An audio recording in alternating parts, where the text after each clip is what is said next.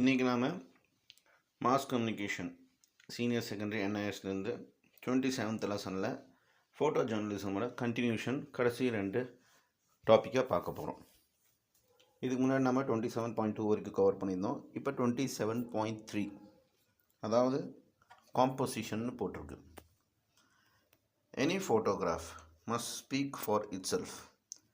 This means that on seeing a photograph the person watching it must immediately understand what it is trying to convey.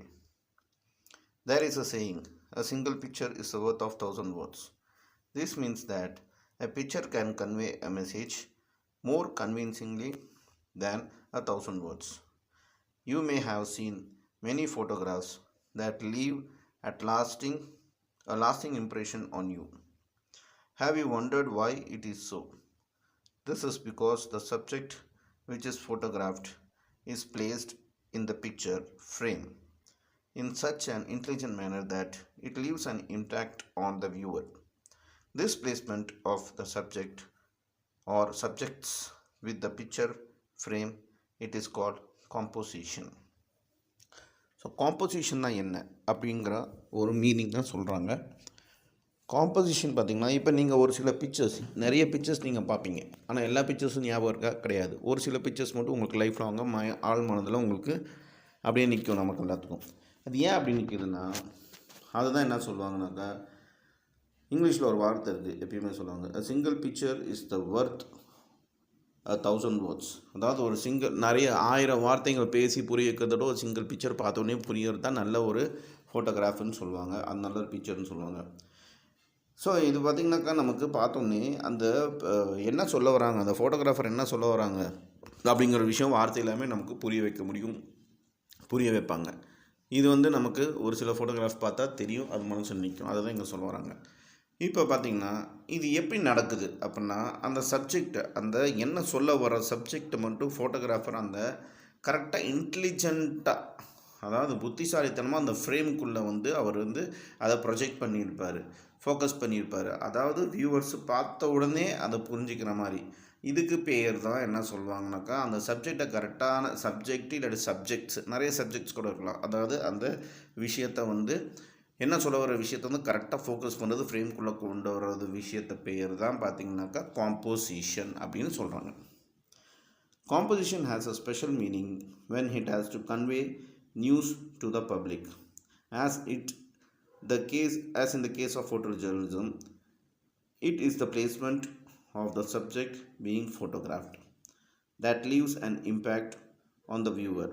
Let us consider the situation where you have to show the photograph of a poor man. You can take a simple photo of a beggar on the street and convey your message.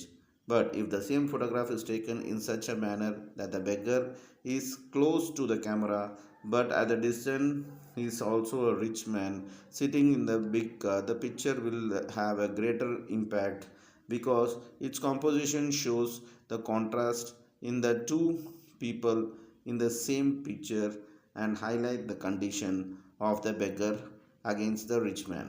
One can think of many such instances.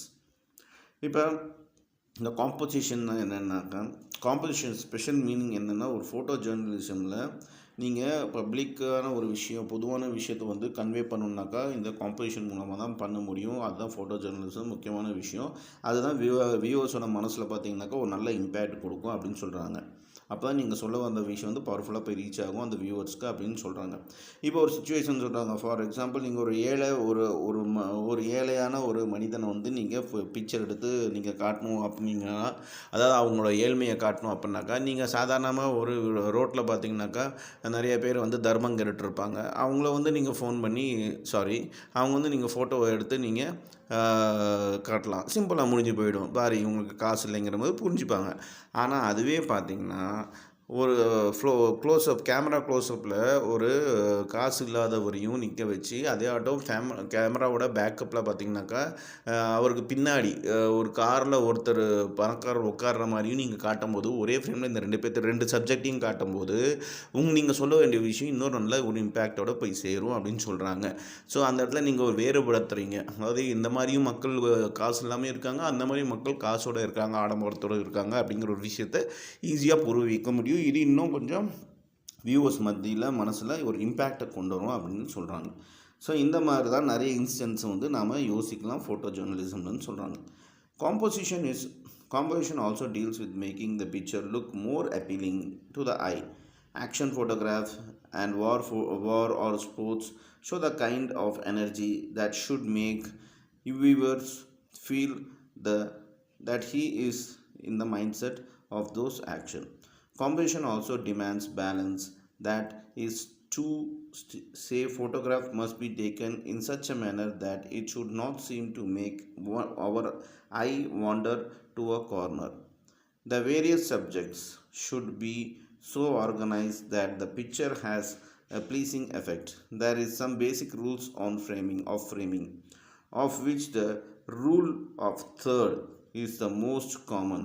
Instead, that elements in a frame must be so placed that they roughly fall on the intersection of the lines that divide the frame in 3 rows of 3 columns. This is not hard and fast rule, yet it helps in leaving a positive impact on the viewer. So composition எதை deal பண்ணுதுனாக்கா ஒரு picture வந்து ரொம்ப அப்பீலிங்காக, அதாவது ரொம்ப அட்ராக்டிவாக நம்ம கண்ணுக்கு வந்து புரிகிற மாதிரியும் அட்ராக்டிவாக இருக்க மாதிரி காட்டுறது தான் காம்போசிஷன் அப்படின்னு சொல்கிறாங்க. இதில் நீங்கள் ஆக்ஷன் ஃபோட்டோகிராஃப்னு பார்க்கலாம். அதாவது போரில் இருக்கிற வார் ஃபோட்டோகிராஃப், ஸ்போர்ட்ஸ் ஃபோட்டோகிராஃப்லாம் பார்க்கும்போது அதில் அந்த ஒரு வெறித்தனம், ஒரு எனர்ஜி, ஒரு ஸ்பீடு, ஒரு வேகம், இதெல்லாமே நமக்கு அந்த ஃபோட்டோவில் பார்க்கும்போதே புரியுது. அவங்க ஃபீலிங் என்னென்னு நம்ம இந்த வியூவரால் ஈஸியாக புரிஞ்சிக்க முடியுது அந்த ஆக்ஷன் மூலமானு சொல்கிறாங்க. காம்போசிஷனில் பார்த்தீங்கன்னாக்கா இன்னொரு விஷயம் இருக்குது. ஒரு ஃபோட்டோகிராஃபர் வந்து ஃபோட்டோ எடுக்கும்போது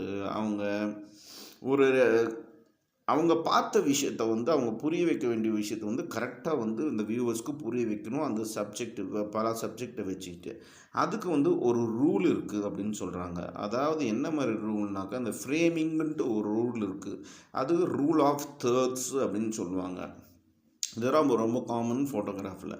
இந்த ரூல் ஆஃப் தேர்ட்ஸில் பார்த்தீங்கன்னாக்கா என்ன சொல்கிறாங்கனாக்கா, இந்த ஃப்ரேம் வந்து நீங்கள் அந்த என்ன சொல்கிறது ரஃப்பாக பார்த்தீங்கன்னாக்கா ஒரு இன்டர்செக்ஷன் லைன் வந்து டிவைட் ஆகும் அந்த ஃப்ரேமுக்கும் அந்த சப்ஜெக்ட்டுக்கும்.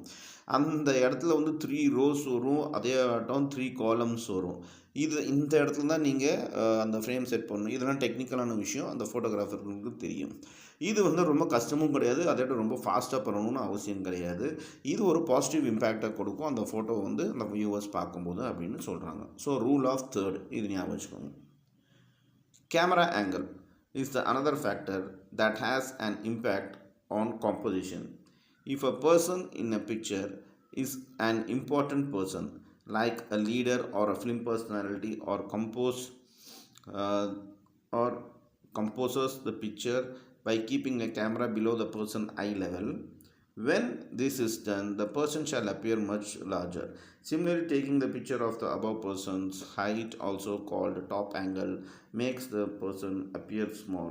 All such methods of composition are employed to make a picture more effective in the terms of what it is trying to say, so that the viewer can immediately understand its meaning. So அடுத்தது பார்த்தீங்கன்னா camera ஆங்கிள்னு இருக்குது. இப்போ நீங்கள் படம்லாம் பார்க்கலாம், உங்களுக்கு பிடிச்ச ஹீரோவெல்லாம் பார்த்தீங்கன்னாக்கா முக்கால்வாசி இன்றைக்கி எல்லா ஹீரோஸையும் பார்த்தீங்கன்னாக்கா ஹீரோ வில்லன் யாரையா வந்து கீழேருந்து தான் உங்களுக்கு ஆங்கிள் காட்டுவாங்க. ஏன்னா அவங்க பெருசாக அப்படியே ஜைஜாண்டிக்காக தெரியறதுக்காக, அப்போ தான் நம்ம ஒரு மாஸ் மாதிரி க்ரியேட் பண்ணுறதுக்காக வியூவர்ஸ் மத்தியில் தோணும் அப்படின்னு சொல்லிட்டு அந்த மாதிரி எடுப்பாங்க. அதாவது கண்ணுக்கு கீழே தான் எப்பயுமே அந்த கேமராவை ஃபிக்ஸ் பண்ணியிருப்பாங்க. ஸோ தட் அவங்க பார்க்குறதுக்கு ரொம்ப பெருசாக ஹைட்டாக பெரிய லெவலில் இருக்க மாதிரி தெரியும். ஸோ இதெல்லாம் லோ ஆங்கிள் அப்படின்னு சொல்லுவாங்க.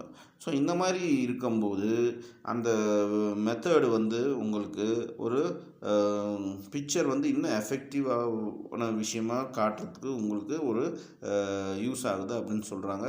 இதுதான் வியூவர் வந்து புரிஞ்சிக்க வேண்டிய விஷயம் அப்படின்னு சொல்கிறாங்க.